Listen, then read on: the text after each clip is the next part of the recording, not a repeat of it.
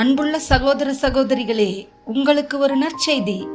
நாம் வரவிருக்கும் 2025 ஆண்டு ஜனவரி 1 365 நாட்களுக்கும் 365 தலைப்புகளின் கீழ் வேத வசனங்களை வாசித்து பகிர இருக்கிறோம்.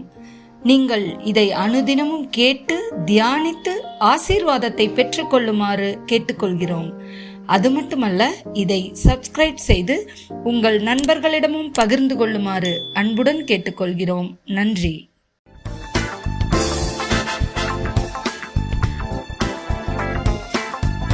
இன்று நாள் 50. தலைப்பு குழந்தைகள். சங்கீதம் 127:3. இதோ பிள்ளைகள் கர்த்தரால் வரும் சுதந்திரம், கர்ப்பத்தின் கனி அவரால் கிடைக்கும் பலன். மத்தேயு 19:13-15 வரை. அப்பொழுது சிறு பிள்ளைகளின் மேல் கைகளை வைத்து ஜெபம் பண்ணும்படிக்கு அவர்களை அவரிடத்தில் கொண்டு வந்தார்கள். கொண்டு வந்தவர்களை சீஷர்கள் அதட்டினார்கள்.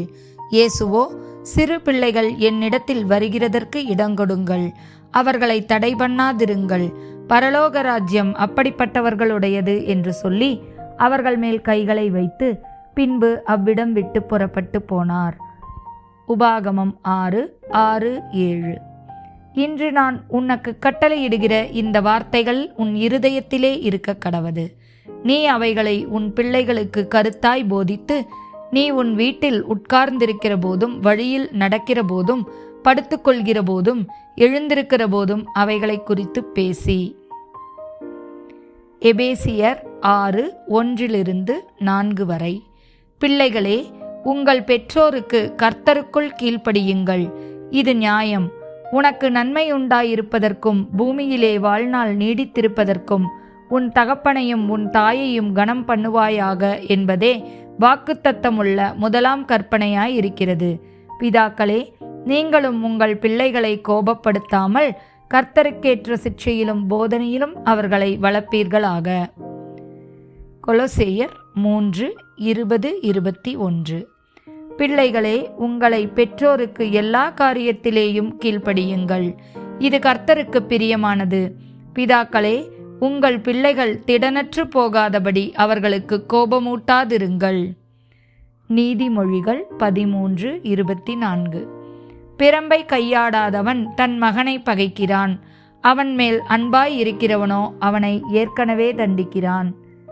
நீதிமொழிகள் 22:6-15. பிள்ளையானவன் நடக்க வேண்டிய வழியிலே அவனை நடத்து, அவன் முதிர் வயதிலும் அதை விடாதிருப்பான். பிள்ளையின் நெஞ்சில் மதியீனம் ஒட்டியிருக்கும், அதை தண்டனையின் பிரம்பு அவனை விட்டு அகற்றும். நீதிமொழிகள் 23:13-14. பிள்ளையை தண்டியாமல் விடாதே, அவனை பிரம்பினால் அடித்தால் அவன் சாகான். நீ பிரம்பினால் அவனை அடிக்கிறதினால் பாதாளத்துக்கு அவன் ஆத்துமாவை தப்புவிப்பாயே. நீதிமொழிகள் 29:15-17. பிரம்பும் கடிந்து கொள்ளுதலும் ஞானத்தை கொடுக்கும், தன் இஷ்டத்துக்கு விடப்பட்ட பிள்ளையோ தன் தாய்க்கு வெட்கத்தை உண்டு பண்ணுகிறான். உன் மகனை சிட்சை செய், அவன் உனக்கு ஆறுதல் செய்வான், உன் ஆத்துமாவுக்கு ஆனந்தத்தையும் உண்டாக்குவான். ஆமேன்.